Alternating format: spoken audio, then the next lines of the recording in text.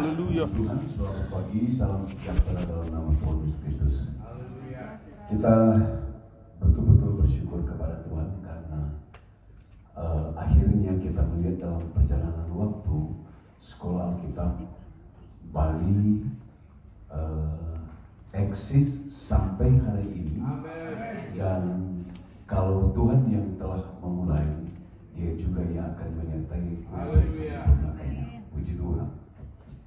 Sebelum saya membawa firman Allah atau menyampaikan firman Allah pada kesempatan pagi ini, saya ingin menyampaikan dulu sebuah informasi, dan ini hal yang menarik, saudara-saudara. Minggu lalu saya baru pulang dari Amerika. 16 hari saya ada di sana untuk mengikuti 3 agenda kerja. Yang pertama adalah mengikuti hadir dalam musyawarah kerja daerah Gereja Pentakosta Indonesia East Coast Amerika bagian timur, pantai timur, dan itu sudah terjadi, sudah berlangsung dengan baik. Yang kedua, durasi waktu yang panjang itu saya harus menghadiri acara Global Council meeting dengan Foursquare Church International. Karena gereja kita, gereja GPDI yang sudah berusia 102 tahun, mendekati 103 tahun. Sebenarnya Mother Church kita, ibu gereja kita, induk gereja kita itu adalah Bethel Temple yang ada di Seattle. Tapi ya itulah keadaannya, saudara-saudara. Akhirnya Bethel Temple ini bubar. Sebuah gereja sinode yang melahirkan GPDI bubar karena satu dengan yang lain hal, dan akhirnya 2005 GPDI bekerja sama dengan gereja Foursquare International. Nah, mengapa memilih gereja Foursquare International? Karena ada kedekatan doktrin, itu yang paling utama.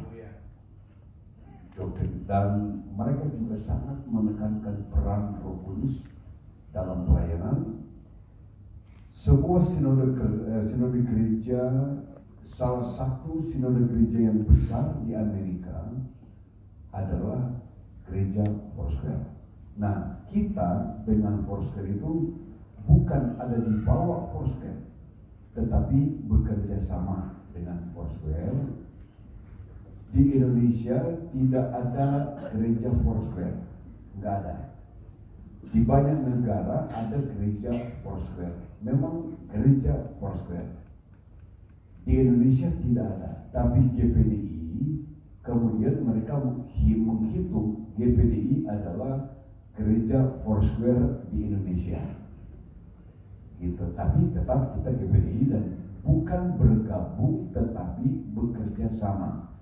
Nah, dalam acara-acara yang saya ikut, karena ada 3 hari berturut-turut saya yang harus ikut dalam acara global meeting, karena saya ketua umum GPDI. Ada hampir 160 negara yang bekerja sama dengan Foursquare Church, di antara GPDI. Jadi yang hadir dalam 3 hari berturut-turut itu harus top leadernya. Kalau kita sebut ketua umum, tetapi kalau di luar negeri sana mereka sebut presiden, saudara. Kalau di Jakarta presiden taksi, gitu. Tapi itulah sebutan di sana. Nah, kemudian orang Indonesia yang pergi dari Indonesia cukup banyak, saudara, 40 lebih, mungkin 50 lebih. Itu agenda yang cukup panjang. Nah, saya sempat KO juga. KO-nya itu sakit karena saudara-saudara penerbangan dari Jakarta, Tokyo langsung ke New York, bukan ke pantai barat tapi ke pantai timur, jadi jauh sekali. Saya tiba di New York tanggal 23, kira-kira jam-jam 10, lalu malamnya pembukaan Mukerda, besoknya sepanjang hari pelaksanaan Mukerda, malamnya saya kembali ke LA. Tiba di LA di penerbangan 6 jam, saudara, dari New York ke LA itu 6 jam. Lalu sampai di LA tengah malam, makan jam 2 masuk hotel. Tanggal 25, 26, 27 tiap hari, pagi sampai malam. Pagi sampai malam, 3 hari berturut saya harus ikut global meeting. Akhirnya tepar juga, saudara, ya. Sakit juga gitu. Tanggal 28 ibadah, 29 saya konser, 30, 31, 31 puncak acara dari Foursquare Church. Puncak acaranya karena mereka merayakan 100 tahun acara. Tanggal 1 selesai, tanggal 2 pembukaan Pasutri di LA. Pasutri dan Indonesia, agenda dari Indonesia. Tanggal 3 saya ke Seattle, ibadah di sana. Tanggal 4 ketemu Om Brotland. Om Brotland yang sudah berusia 93 tahun. Beliau sangat senang sekali, lalu sempat melayani kami dengan firman Tuhan, tapi sayangnya malamnya beliau masuk rumah sakit karena kecapean.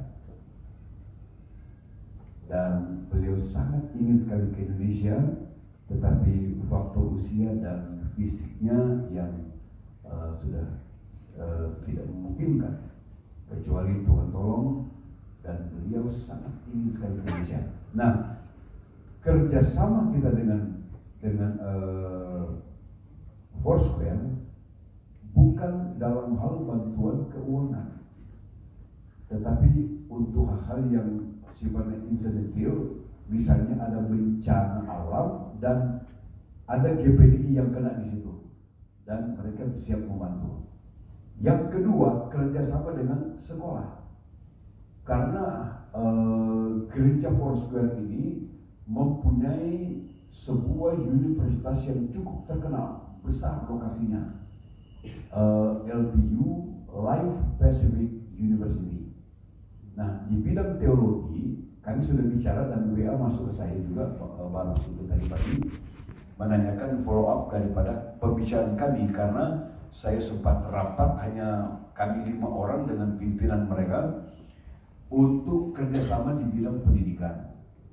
Yang pertama, saudara-saudara yang lepasan sekolah Alkitab, karena kan sekolah Alkitab bukan ranah akademik, tetapi ranah vokasional, panggilan.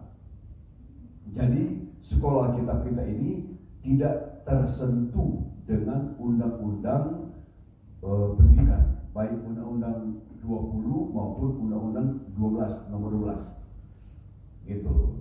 Makanya kalau nanti Bali akan membuka cabang di Sumba, silakan. Tidak ada larangan dari pemerintah. Tapi ketika menyentuh dunia akademik, itu sudah harus ada di bawah dikti pendidikan tinggi. Nah, khusus untuk sekolah Alkitab, lepasan sekolah Alkitab yang mau untuk mendapatkan sertifikat dari Life Pacific University, mereka memberikan bantuan gitu, bantuan untuk mensertifikasikan saudara yang sudah lepas sekolah Alkitab. Begitu juga untuk menjadi sarjana teologi. Kalau kita kan sarjana teologi S1, kalau di luar negeri itu bachelor. Nah, bachelor apa? Bachelor of Theology kah? Bachelor of Minister kah? Itu sangat bergantung kepada apa yang jurusan apa yang kita akan ikut. Dan kemungkinan sistem modul nanti akhirnya mereka datang untuk tatap muka dan menyelesaikan program ini. Begitu juga dengan S2. Nah, S2 akan lebih sedikit ketat, tetapi pada dasarnya mereka bisa membantu supaya sertifikat kita ini itu diakui di dalam negeri maupun di luar negeri. Itu sudah yang sudah kami bicarakan. Nah, saya kira itu saja informasinya. Tuhan berkati kita. Kita akan membuka beberapa ayat firman Allah pada kesempatan pagi hari ini. Saya ingin membuka dalam Injil Matius pasal 11. Saya percaya saudara sudah bisa tebak ayatnya. Pasal 11.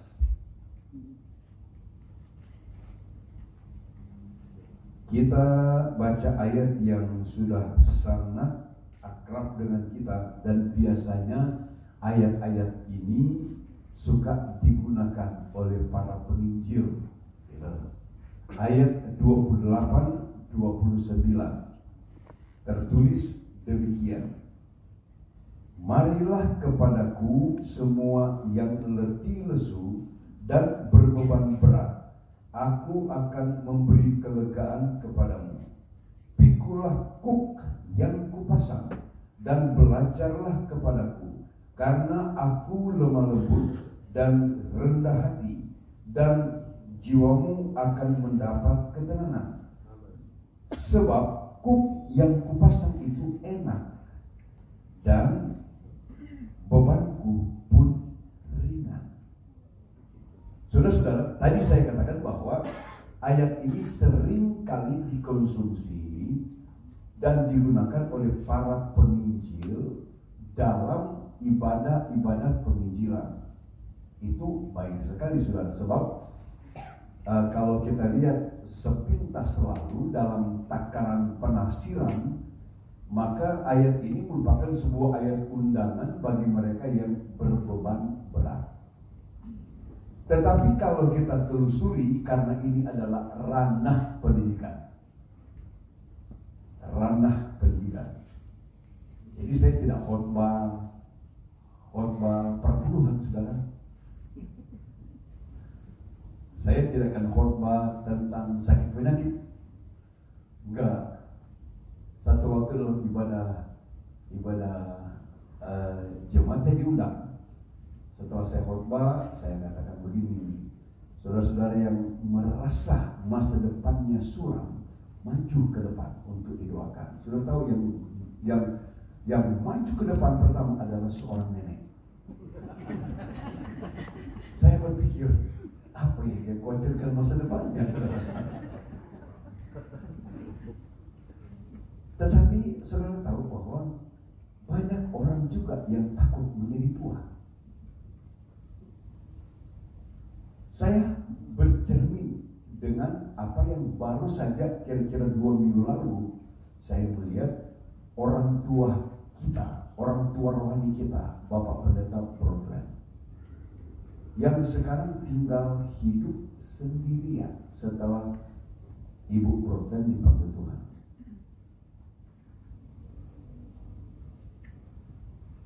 Saudara yang masih segar bugar, rasanya untuk next itu, untuk masa depan itu nggak ada masalah. Tunggu dulu, saudara. Kita harus pikirkan untuk masa depan. Ketika selesai beliau doakan kami masing-masing, saudara ya, kami yang hadir, kemudian beliau doakan. Lalu pada waktu sesudah itu kami pergi ke kubur, melihat kuburnya Ibu Brotland. Lalu kami kembali ke tempat kami di hotel. Tapi anaknya Karen kemudian dia menelepon seseorang hamba Tuhan dan menyampaikan apa yang disampaikan oleh Om ini mungkin pelayanan saya yang terakhir untuk orang Indonesia. Di usia 93 tahun.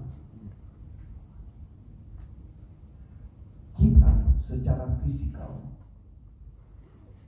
dengan bertambahnya usia akan berubah. Fisik kita akan berubah. Dan seterusnya. Tenaga kita akan berkurang.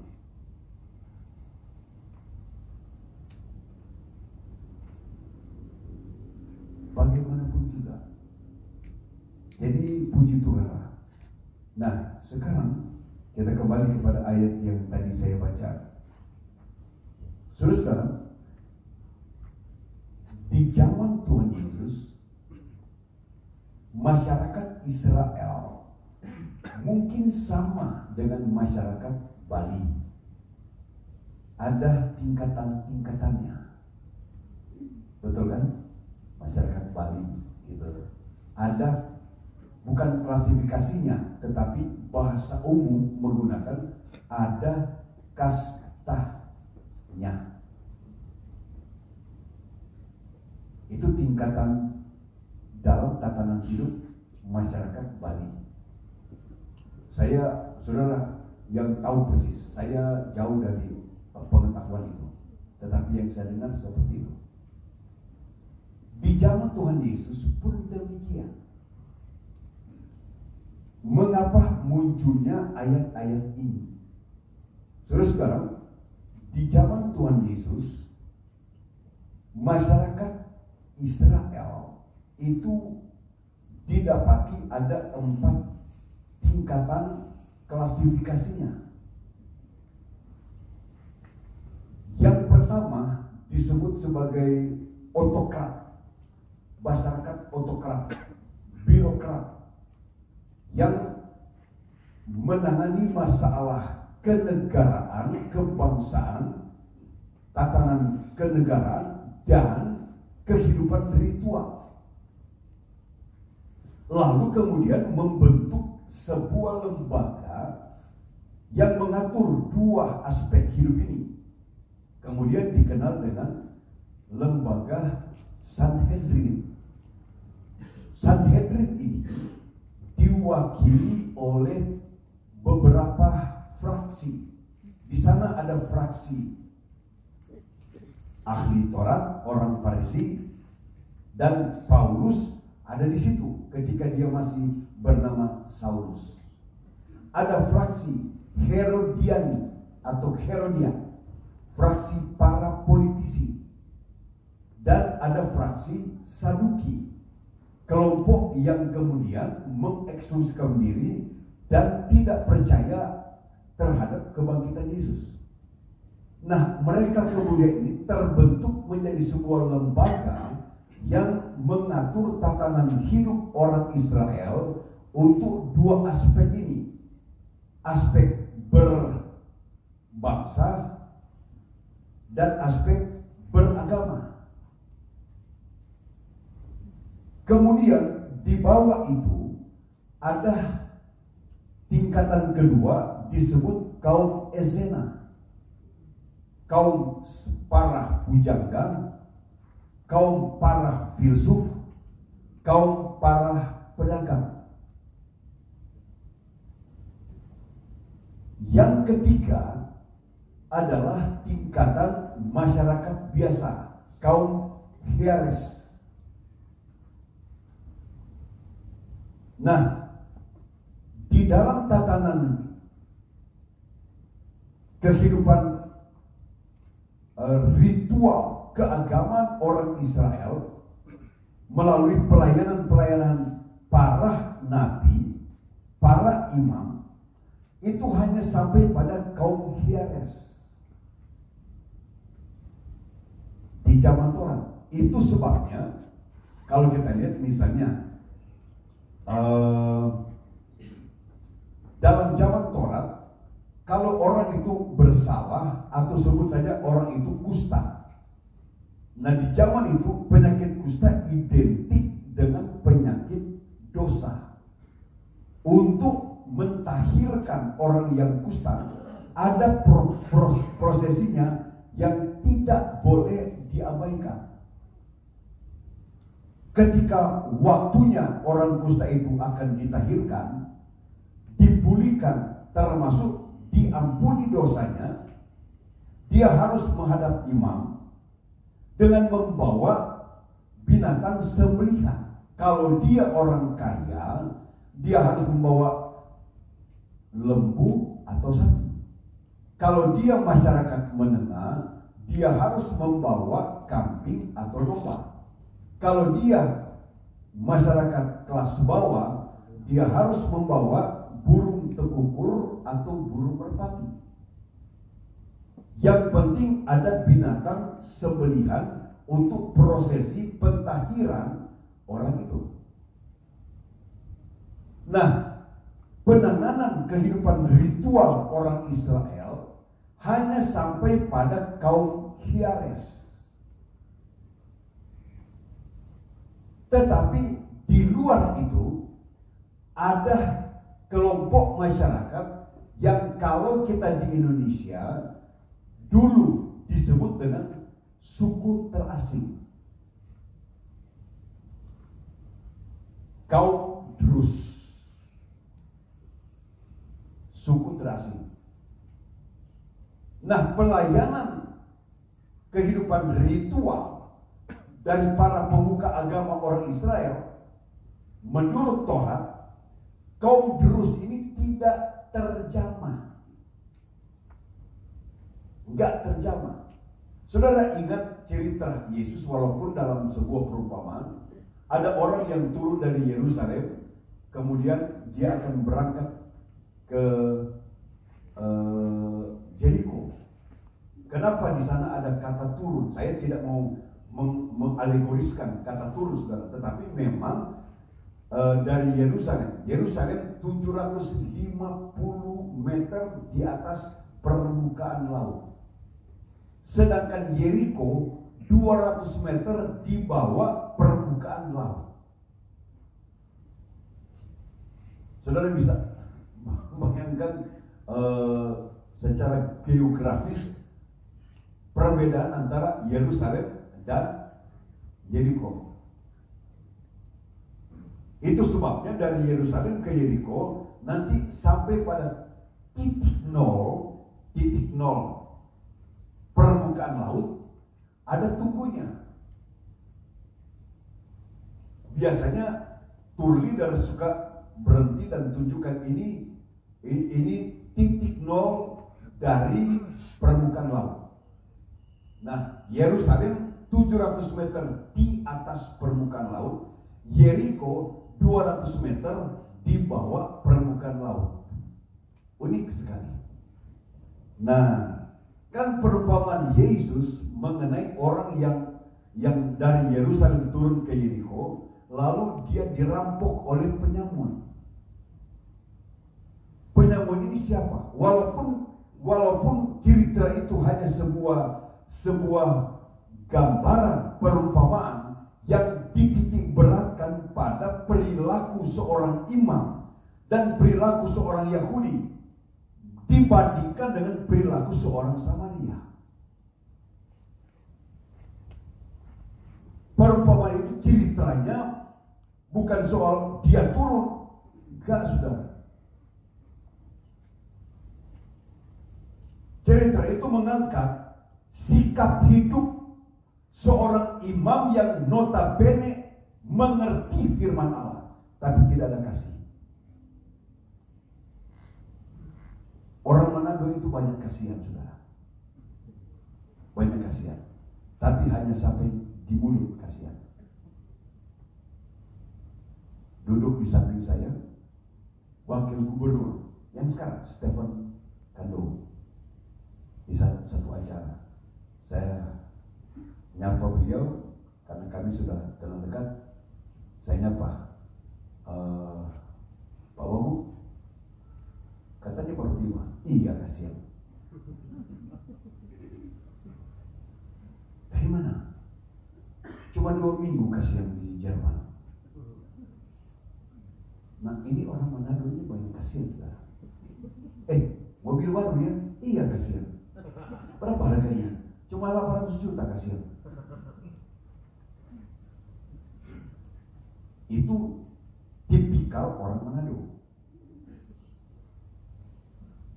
Tetapi dalam gambaran cerita itu kan, Yesus ingin mengangkat sebenarnya perbedaan sikap hidup.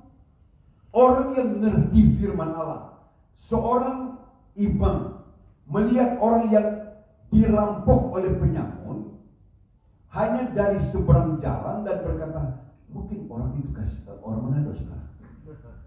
Dia hanya berkata, aduh kasihan, dia pergi. Datang lagi seorang Lewi, sikapnya pun demikian. Dan kita tahu suku Lewi ini adalah suku yang dikhususkan oleh Tuhan untuk melayani sejak keluar dari Mesir. Tetapi dari seberang jalan bahasa yang sama muncul, aduh kasihan. Berbeda dengan orang Samaria yang pada waktu itu bermusuh-musuhan dengan orang Israel. Tanpa ngomong, dia lakukan kewajiban kemanusiaan. Walaupun hanya dalam batas kemanusiaan, tetapi itu menerobos kebenaran firman Allah. Dia lakukan firman Allah. Nah, siapa penyamun itu? Di zaman itu, saudara-saudara, para suku terasing, kaum Drus itu ada tinggal di daerah-daerah gersang. Dan mereka ini bagian dari masyarakat yang ditakuti karena suka mengganggu. Sehingga disebut para penyamun. Tetapi dalam tatanan kehidupan orang Israel, khususnya dalam penanganan kehidupan ritual, kaum Drus ini tidak dijangkau oleh para imam dalam pelayanan kehidupan keagamaan. Padahal mereka orang Israel. Nah, ayat ini ditujukan kepada mereka. Marilah kepadaku, hai kamu yang berbeban berat, yang bertanggungan berat. Karena tidak ada solusinya dalam keagamaan orang Israel, khususnya orang atau kaum Drus ini. Nah, coba perhatikan ayat ini, saudara. Perhatikan bahasanya. Saya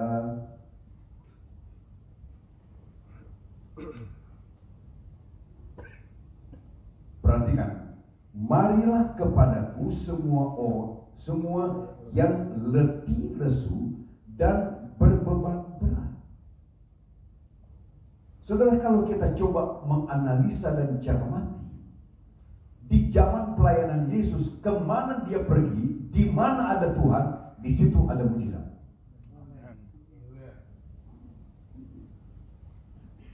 Artinya, tanpa harus Yesus mengundang, orang sudah tahu. Contohnya, peristiwa di kota Kapernaum.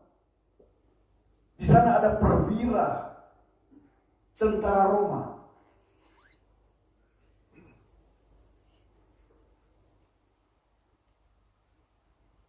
Tentara bagian dari tentara penjajah di zaman kekaisaran Roma. Israel ada dalam jajahan kekaisaran Roma. Makanya di berbagai kota ditempatkan perwira-perwira yang mengawasi keadaan mereka di sana.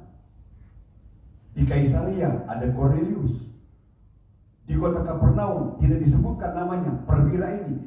Tapi dari dengar-dengar cerita orang tentang Yesus, perwira ini percaya kepada Yesus. Buktinya ketika hambanya sakit, dia menyuruh tua-tua Israel, tolong pergi sampaikan kepada Yesus, sembuhkan hambaku yang sakit hampir mati. Yesus Maha tahu, perwira ini walaupun dia tentara Roma, tapi ada firman, ada iman di dalam perwira ini. Makanya Yesus berkata, aku akan pergi. Lalu kata perwira, jangan. Engkau tidak layak aku terima dalam rumahku. Bukan rumahnya yang jelek, saudara. Perhatikan baik-baik. Rumah perwira ini saya percaya bagus, saudara, di zaman itu ya.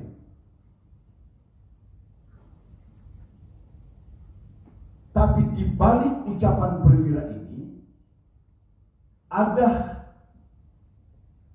percaya, tetapi percaya yang diikuti dengan kerendahan hati. Kenapa seringkali kita tidak melihat jawaban Tuhan, tidak pernah alami jawaban Tuhan? Karena seringkali kita berdoa, kita percaya Tuhan sanggup, tetapi kita tidak ikuti dengan kerendahan hati.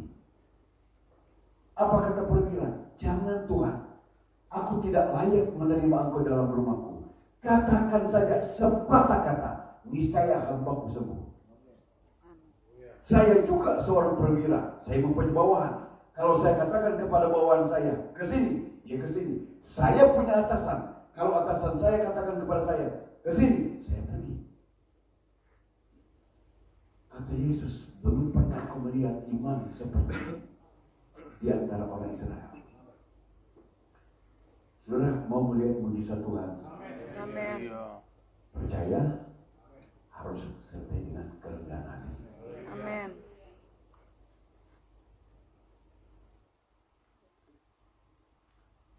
Kenapa gereja kita goncang-ganjing, saudara? Goncang-ganjing. Ya memang kita di dunia ini masih diperlukan adanya keteraturan. Nah, keteraturan itu diatur melalui sebuah organisasi. Apa artinya organisasi? Badan penyelenggara yang tertata baik. Gitu. Nah, itu sebabnya kemudian ada pengurus. Tetapi ketika datang pada waktunya untuk memilih pengurus, kan pasti ada yang terpilih, ada yang tidak, saudara. Itu normatif. Nggak mungkin dua-dua terpilih. Pasti ada yang terpilih. Gitu. Saya ingat beberapa tahun lalu, beberapa tahun lalu, Musdah GPDI East Coast, Pantai Timur, Amerika. Karena waktu pemilihan dua-duanya ada dua yang terpilih sama suaranya. Nah, Om Andi yang ada di sana waktu itu saya telepon, Om sekaligus saja pimpin Musdah di sana, daripada orang lain lagi harus pergi atau saya harus pergi. Om Andi sebagai MPR pada waktu itu, wakil ketua MPR karena ketuanya adalah Pak Sindi. Saya katakan, tolong Om tangani saja Musdah di East Coast. Waktu pemilihan kan sama. Lalu Om Andi bikin disut.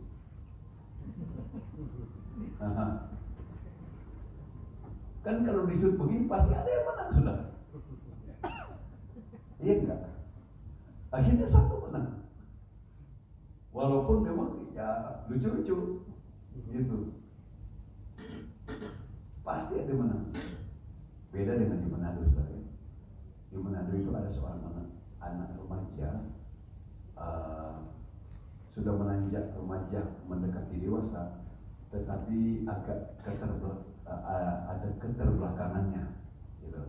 Jadi dia mainnya dengan anak-anak kecil. Satu waktu dia meninggal, anak ini. Waktu dia meninggal, biasanya tangan itu ditaruh, dia sudah ada begini. Ini enggak, jari ini yang begini. Ini cerita, saudara ya. Entah betul tidak, saudara boleh pergi tak?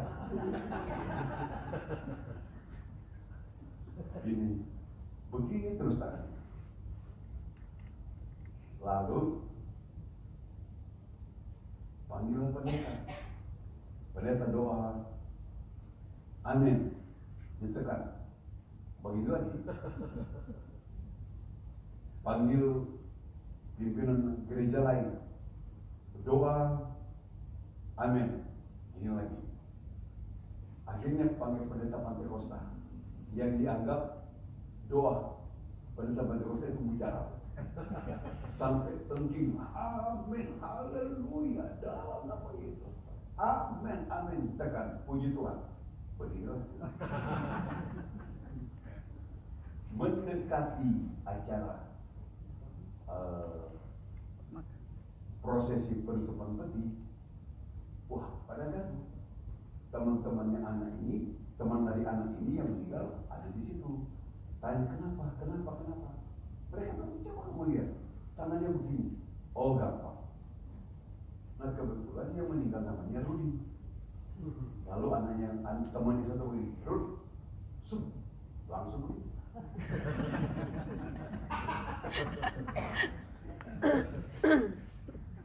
Itu cerita konon. Nah, kembali. Jadi sebenarnya ayat ini nggak salah. Kalau saudara khotbah di gereja, di depan jemaat, Yesus mengundang saudara yang punya beban berat, bertanggungan berat, datang kepada Yesus karena hanya dialah yang mampu mendorong saudara saya. Tetapi awalnya, dasarnya ayat ini ditujukan kepada kelompok kaum Drus yang tidak terjangkau dengan pelayanan ritual keagamaan orang Israel menurut Torah. Karena mereka suku terasi. Nah, tetapi yang ingin saya tekankan di sini adalah pada ayat yang ke-9, 29. Pikulah kuk yang kupasang dan belajarlah kepadaku, karena aku lemah lembut dan rendah hati, dan jiwamu akan mendapat ketenangan. Pikulah kuk yang kupasang. Kuk bahasa aslinya menggunakan kata zugos. Zugos itu seperti beban yang ditanggungkan kepadaku. Kalau kita lihat dalam terjemahan yang lama, Yesus katakan kuk aku. Kalau di sini enak. Saya pikir-pikir, saudara, jujur nggak bagus terjemahannya. Saya ingin kembali kepada terjemahan yang lama. Kuk aku ringan adanya. Kuk, zugos, beban. Diibaratkan seperti 2 ekor sapi yang menarik sebuah pedati. Sapi yang satu adalah sapi yang sudah tua, dewasa, berpengalaman. Sapi yang satu adalah sapi yang muda, belum berpengalaman. Nah, kalau saudara lihat, saudara ya, kita lihat orang-orang di pedesaan. 2 ekor sapi yang menarik sebuah pedati. Kalau dua-duanya sudah berpengalaman, maka beban itu sugos apa yang ditaruh di kepala itu, di leher. Kita bilang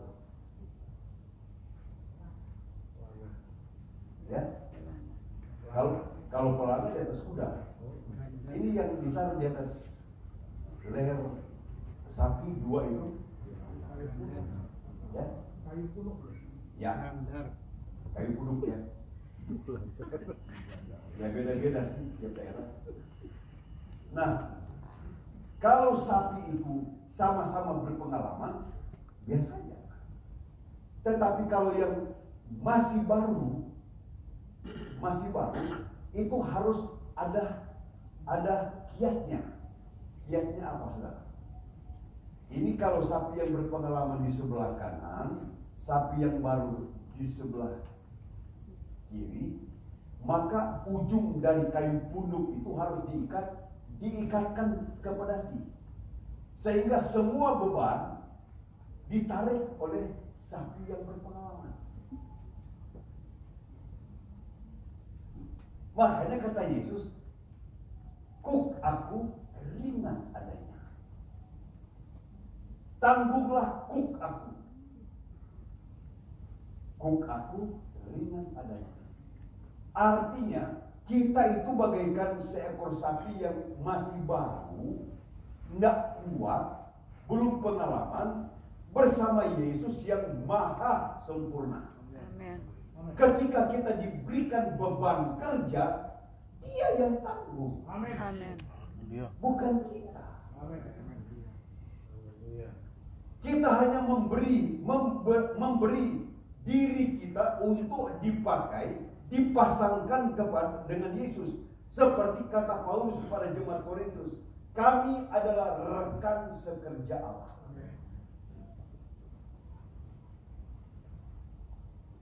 Kita sama-sama pikul. Siapa bilang Yesus tidak punya beban?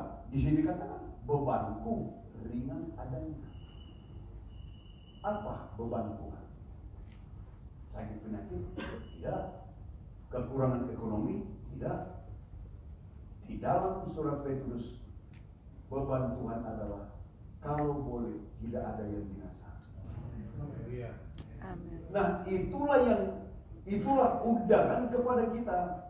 Mari kita berikan hidup kita berpasangan dengan Tuhan. Yang akan menanggung beban itu adalah Tuhan. Amin. Kita hanya dipasangkan saja dengan Tuhan. Jadi rekan sekerja Tuhan.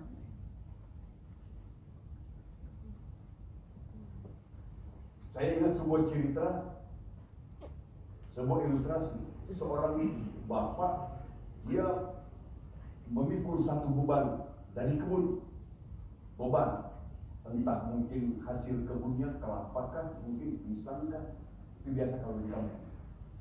Lewat sebuah truk, dia coba cegat, minta numpang, dikasih sudah numpang di bagian belakang, kebetulan truknya kosong. Sudah naik di truk, dia masih pegang, masih pikul sudah. Nah, kita tidak begitu. Nah, kita serahkan seluruh beban kita kepada Tuhan. Dia yang tanggung. Yang dibutuhkan Tuhan adalah kesediaan kita untuk menjadi rekan sekerja Tuhan. Jangan berpikir dan hitung-hitungan seperti murid-murid. Tuhan, kami sudah tinggalkan ini semua. Apa yang kami akan dapat? Jangan berpikir begitu. Jangan bertanya kepada Tuhan seperti itu. Kita pertama secara lahiriah sehat walafiat sampai hari ini itu anugerah Tuhan. Amin.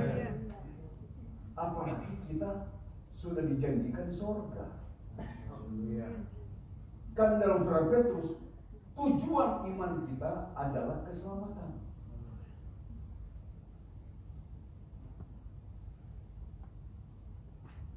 Empat 40 tahun lebih yang lalu saya sekolah kitab di Rinci, kelas 2.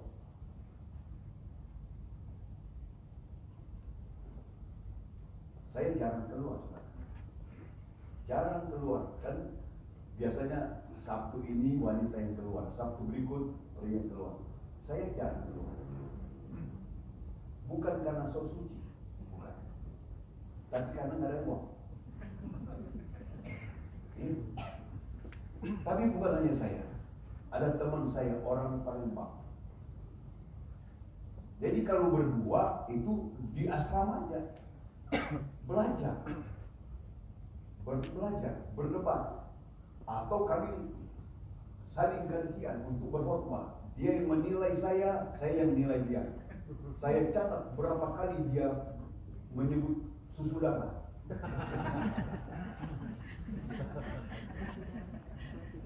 Iya. Kadang-kadang kami berdua pergi ke kubur, kan ada kubur kan. Lalu berdiri di atas batu nisan, dia duduk di bawah, seolah-olah batu nisan semua jemaah. Tapi dia catat. Saya juga catat dia gantian, saudara. Nah, kenapa kami tidak keluar karena nggak ada duit. Kami belajar. Dua-dua nggak ada duit. Satu waktu pelajaran pemrograman, kita proma. Kemudian ulangan. Kami berdua taruhan saudara. Padahal ada duit. Dia nggak punya duit, saya nggak punya duit. Tapi sok taruhan. Taruhan itu begini. Nanti ulangan, siapa yang nilainya paling tinggi ditraktir. Paling tidak 1 bungkus Supermi. Oke. Ulangan.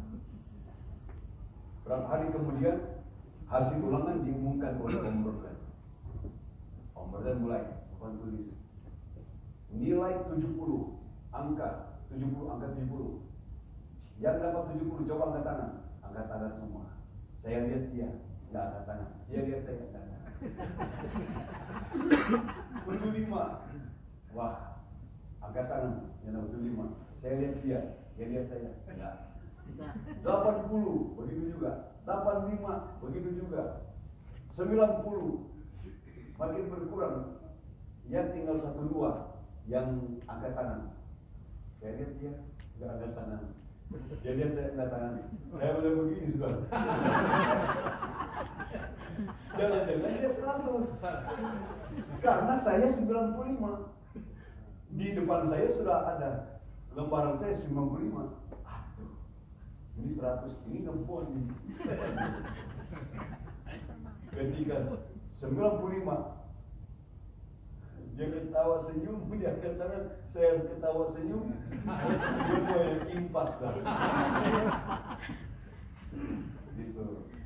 Nah, dari sejak saya ke sekolah itu, kemudian saya ditempatkan satu-satunya siswa yang ditarik ke Ketapang, dan saya menjadi pengajar di Ketapang 14 tahun. Saya tidak pernah merancang. Karena kan Alkitab katakan rancangan saya jauh dari rancangan Tuhan. Amin. Saya hanya memberi diri untuk dipakai oleh Tuhan. Haleluya. Gitu. Ke depan itu masa depan kita itu urusan Tuhan. Saya tidak pernah merancang untuk jadi begini, jadi begini. Tidak, saudara. Enggak. Saya hanya fokus kepada panggilan saya. Waktu saya masih pengerja, sudah beberapa tahun saya jadi pengerja, datang seorang teman. Dia menggoda saya seperti ular kepada Hawa. Dia begini, bro sudah berapa tahun jadi pengerja sini? Saya bilang, ya sudah 8-9 tahun. Aduh bro, kalau buat saya lebih baik bro keluar dari sini, merintis.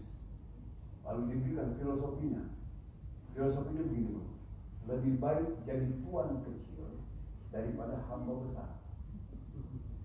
Saya hampir tergoda sebenarnya.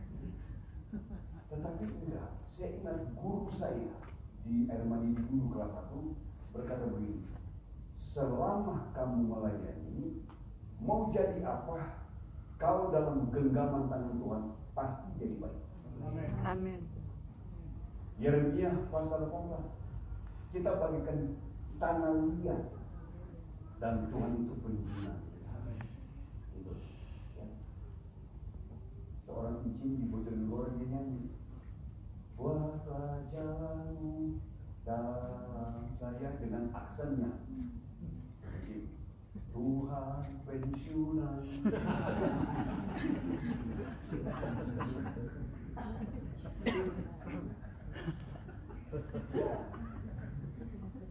Saudara-saudara yang sudah mengikuti sekolah kita dengan durasi waktu yang terbatas 9 bulan, paling tidak sudah dilengkapi dengan bekal firman Allah. Menyerahkan hidup saja kepada Tuhan untuk dipakai Tuhan. Kalau Tuhan utus pergi merintis. Amin. Di daerah Jawa Barat ada sebuah kota wisata namanya Cipanas. Hamba Tuhan sudah almarhum, gembala di sana sudah digantikan oleh anak dan anak. Waktu hari ulang tahun 50 tahun merintis di kota Cipanas. Saya dengan Pak Mandai hadir. Lalu dia ceritakan 50 tahun lalu dia kontrak sebuah gubuk. Jiwa pertama yang dimenangkan orang buta. Nah, biasanya orang buta punya kelebihan tersendiri, saudara. Bisa main musik. Jiwa kedua orang gila. Satu waktu mereka bertiga dalam gubuk nyanyi, orang buta nyanyi, main gitar, gembala juga memuji Tuhan, dan orang gila juga memuji Tuhan. Tiba-tiba orang gila keluar, dikiranya ke WC, pas diintip di luar lagi nangis. Untung gembalanya nggak jadi gila. Kan ini tipe model perintisan gereja kita. Dan kalau kita lihat sama seperti Alkitab, kita tidak ganggu gereja lain, kita tidak ganggu jemaat lain, tapi kita mulai dari 1 jiwa, 2 jiwa, 5 jiwa bertumbuh menjadi satu komunitas gereja lokal yang jumlah jiwanya relatif. Layani terus. Amin.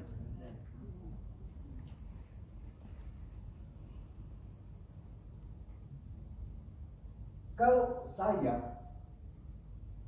lihat ke belakang, saya rewind ke belakang.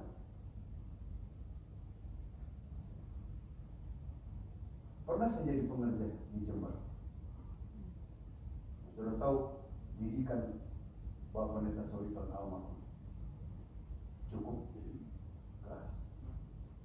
Sama-sama dengan Pak Yos Minanda, kami punya kenangan tersendiri di sana. Tapi kan berhasil. Artinya Tuhan yang izinkan, Tuhan yang bentuk kami dan menjadi orang-orang yang diberkati Tuhan. Amin. Haleluya. Kami bukan orang besar, saya juga sadar itu. Saya nggak mau. Saya mau berpegang pada ucapan dari seorang Yohanes Pembaptis. Biar Tuhan yang bertambah-tambah, aku semakin bertambah. Amin. Kadang-kadang memang dengan jabatan yang melekat pada kami secara organisatoris, ya kemudian orang, om pagi, siang om, makan om, sini om, makan. Puji Tuhan, undang makan. Ayo om, kita ke restoran, makan. Habis makan, om bayar ya. Tapi tidak di Bali. Iya. Ini pengalaman suka duka, tapi saya tidak berkata bahwa itu sebuah duka, karena kita di dalam Tuhan, di luar Tuhan, selama kita hidup dalam dunia yang fana ini, kita tidak bisa lepas dari apa yang dikatakan konsekuensi hidup dari nenek moyang kita yang sudah berdosa. Tapi puji Tuhan, kita ada di dalam Yesus yang sudah menanggung semua kutuk dosa itu, disalibkan di atas Golgota. Kita hanya percaya kepada Tuhan. Nah sekarang kita diangkat lagi menjadi orang kaya sekerja Tuhan. Haleluya.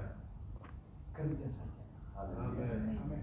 Kerja saja. Dalam Pengkhotbah pasal 9 ayat 10, kitab Pengkhotbah pasal 9 ayat 10 tertulis begini. Segala sesuatu yang dijumpai tanganmu untuk dikerjakan, kerjakanlah itu sekuat tenaga, karena tak ada pekerjaan, pertimbangan, pengetahuan, dan hikmat dalam dunia orang mati. Kemana engkau akan? Artinya kalau kita masih diberikan hidup oleh Tuhan, kerjakanlah pekerjaan yang Tuhan percayakan dengan sekuat tenaga. Nggak usah kepo dengan orang lain. Nggak usah bikin cerita, nggak usah urus orang lain, nggak usah. Haleluya. Haleluya. Jangan lihat teman, lalu dia pakai sepatu baru, haknya tinggi, nggak cocok. Coba lihat jalan, dia dan kayak tergiring.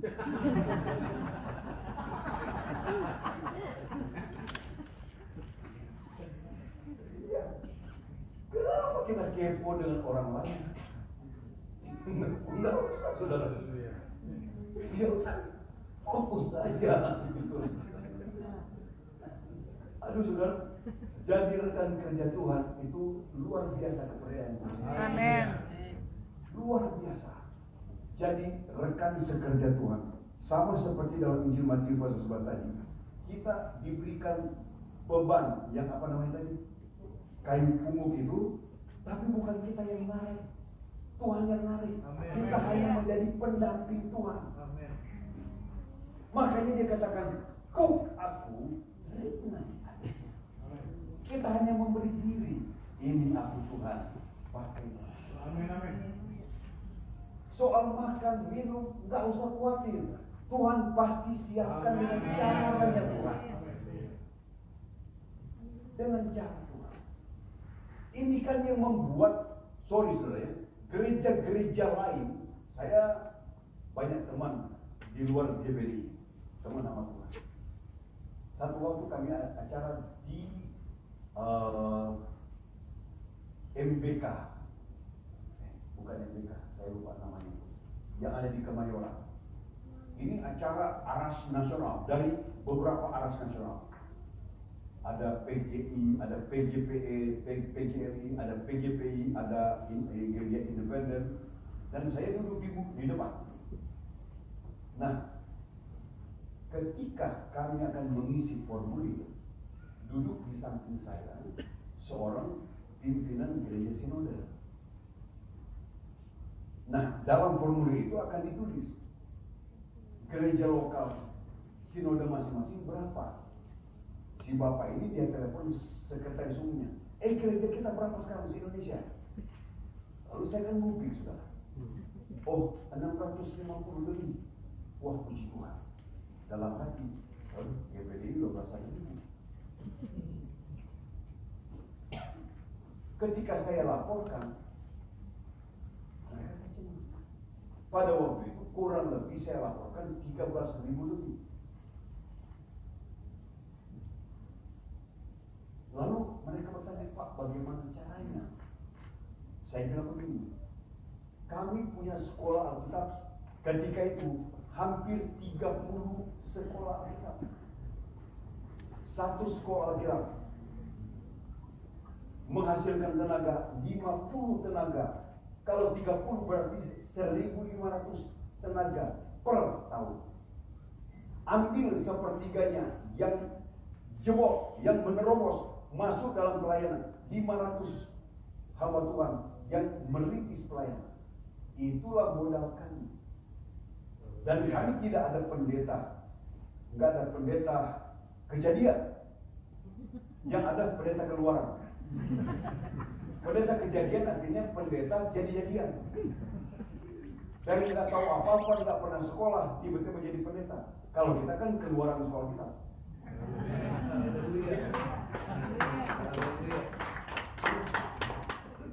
Amerika Serikat bagian East Coast ada 2 sekolah kita. Dan kami resmikan. Bali, Banten, Jakarta punya sekolah kita. Mamasa, Toraja punya sekolah kita. Mamasa, Sulawesi Barat, Toraja, Sulawesi Selatan. Dan bila perlu, semua provinsi ada sekolah kita. Walaupun peserta didiknya hanya 10, 15, mau ambil dari mana tenaga itu tiap tahun? Dan ini akan mendobrak daerah pelayanan yang ada di tempatnya. Nah, setelah kita sekolah Alkitab seperti ini, sadar kita sekarang menjadi kawan sekerja Tuhan. Apa yang kita lakukan? Berikan saja pundak kita untuk pekerjaan. Haleluya. Ada beban, tapi tidak seberat beban yang dipikul oleh Tuhan. Makanya kata Yesus, pikulah kuk aku, karena kuk aku ringan.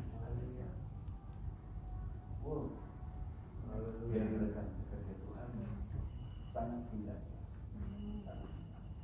Itu sebabnya saya membuka sekolah tapi di mana. Walaupun peserta didiknya kunci orang, silakan. Saya tidak persalahkan sekolah tapi yang sudah besar-besar, enggak. Tetapi melihat kenyataan contoh Beji. Berapa tahun lalu saya coba cek dari Beji, penamatan Beji, berapa yang dikirim ke Bali? Hanya 3, dan 3 ini anak-anak gembala. Lalu mana tenaga untuk merintis? Tapi kalau Bali sudah angkatan ke-4 dan bisa menghasilkan tenaga-tenaga yang siap merintis, terobos Bali. Amin. Buka sidang. Haleluya. Dan jangan berantem. Haleluya. Kata kita, jangan beri tempat kepada, layani saja. Amin. Ada apa-apa, tanya kepada MD. Haleluya. Bertanya kepada MD. Tuhan pasti pelihara. Amin. Tuhan tidak akan tinggalkan kamu. Rintis saja. Cari jiwa untuk Tuhan. Haleluya. Betapa besarnya sukacita di sorga ketika kita membawa satu jiwa. Amin. Haleluya. Saudara, negara kita, negara yang sedang bergejolak, bukan dalam artian negatif, tetapi dalam artian positif. Kenapa? Allah sedang mengobrak-abrik negara kita, membuat terjadinya gelombang pertemanan. Haleluya. Saya katakan ketika dalam acara global council meeting di Amerika, saya katakan negara kami aneh. Kenapa aneh? Negara Muslim terbesar di dunia adalah Indonesia. Ada kelompok-kelompok yang intoleran, tetapi sekian banyak tokoh-tokoh agama yang toleran, termasuk pemerintah kita. Jadi sekarang di Indonesia sedang dilanda dengan gelombang pertolatan dari kaum beda. Wah, mereka terutama. Saya tidak gombali mereka, enggak. Itu kenyataan. Sudah melihat di YouTube, saya lihat wawancara antara seorang petinggi agama ini dan seorang ibu ahli sastra Arab memperbincangkan tentang kelahiran Yesus. Yesus tidak lahir dari hasil hubungan biologis kalau menurut bahasa yang mereka pegang, tetapi Yesus lahir dari kandungan Maryam oleh karena Allah sendiri. Itu perdebatan, bukan perdebatan, perbincangan di antara mereka. Allah punya cara tersendiri untuk memenangkan kaum beda. Haleluya. Nah, kita punya cara juga, kita punya kewajiban juga untuk bekerja cari satu jiwa untuk Tuhan. Amin. Apalagi bertambah dan kemudian menjadi satu komunitas pelayanan gereja lokal. Saudara ditetapkan menggembalakan jemaat, terutama gembala dari kata poimen, ra'ah bahasa Ibrani, memberi makan, melindungi, menjaga. Kalau kita mau melihat gambarnya, contohnya, ya tidak, Mazmur 23. Coba kita hafal Mazmur 23, ayat 1-3 aja. 1, 2, 3. Tuhan adalah gembalaku, akan kekurangan aku. Dia memberikan aku kepada hidup hijau. Dia memberikan aku meninggalkan jiwa. Selalu seperti ini. Kalimat-kalimat pertama kedua, wah, tugas. Kalimat-kalimat ketiga. Saya perhatikan di mana-mana, saudara. Itu hilang. Ayat 2, ayat 3 sudah mulai hilang. Nah, itulah kewajiban seorang gembala. Makanya saya menggembalakan 2 gereja di Jakarta.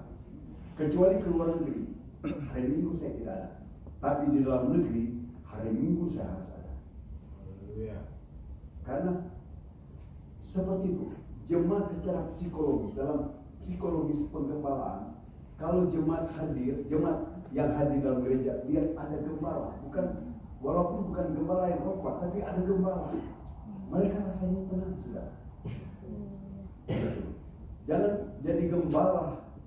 Kan dalam ADRT kita, seorang gembala meninggalkan pelayanan 2 bulan, dia harus diganti. Ya, jadi saya titip kepada MD, kalau ada gembala tinggalkan pelayanan 2 bulan, harus diganti. Itu ADRT. Tapi kan gembala-gembala kita pintar, sudah. 2 jam sebelum 2 bulan.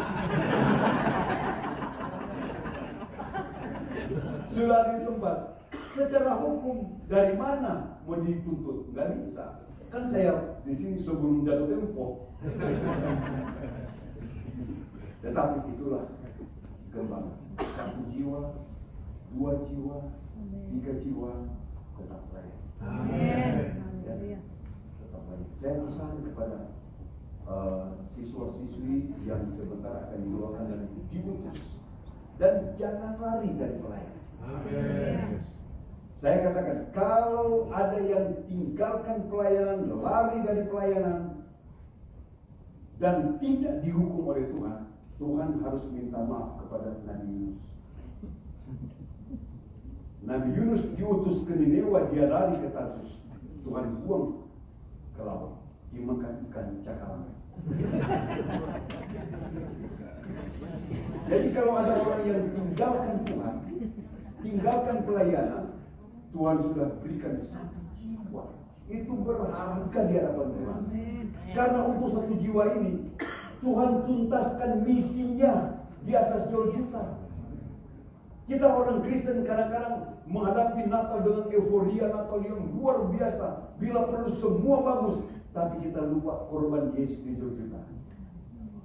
Padahal korban Yesus di 2 juta adalah puncak wujud kasih Allah buat kita. 1 jiwa, untuk 1 jiwa yang berkorban di atas 2 juta. Jadi kalau Tuhan percayakan 1 jiwa, Amin. Gembala yang ada di Amerika, saya tidak mau sebut namanya, waktu masih di Indonesia, di Manado, merintis pelayanan di sebuah desa. Ini cerita dia langsung kepada saya. 3 hari, 4 hari nggak makan, karena nggak ada makanan. Tapi supaya nggak malu, tetangga lihat, dia rebus air tiap hari untuk mandi. Jadi seolah-olah dia masak, padahal hanya rebus air. Sekarang dia melayani di Amerika. Waktunya Tuhan adalah waktu yang sesuai. Ya, kita setia pada perkara kecil, Tuhan percayakan pada perkara. Tetap melayani, jangan tinggalkan pelayanan, dan patuh pada aturan gereja kita. Itu sebabnya kita harus tunduk, diajarkan dalam Alkitab surat Ibrani, taatilah pemimpin. Ya, jangan, wah saya ini kan anak ini, saya kan ini kan anak ini.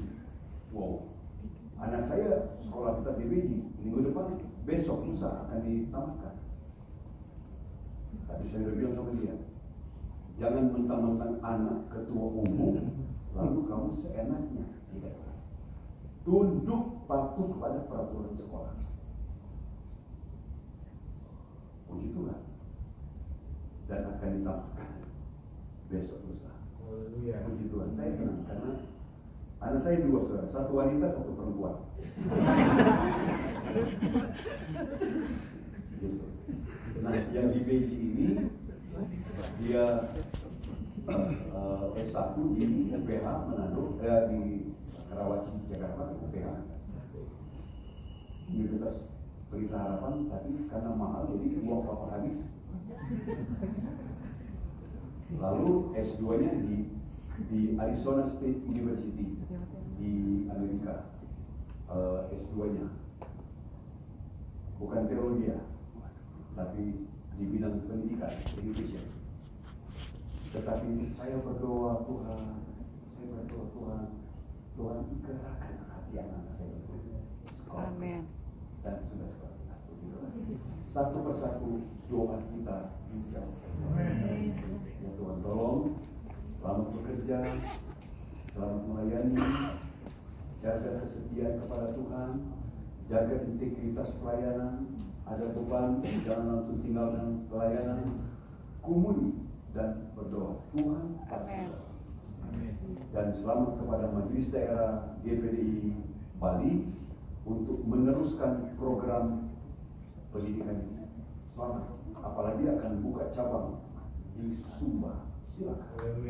Ya, kami MP merespons baik untuk hal ini karena dengan cara seperti ini maka gereja kita tidak akan mengejar target jumlah gereja lokal, bukan sebatas itu, tetapi yang paling utama dan paling penting adalah menjangkau jiwa-jiwa.